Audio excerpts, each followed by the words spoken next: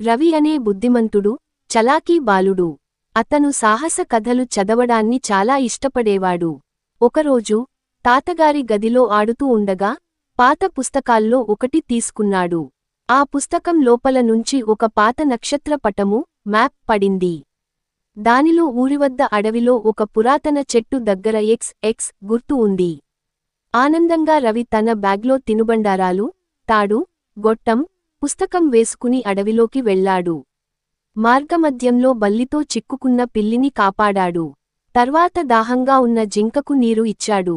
తరువాత అతను ఆ పురాతన చెట్టు వద్దకు వచ్చాడు. అక్కడ నేల తవ్వగా లోపల ఒక చిన్న చెక్క పెట్టె కనబడింది.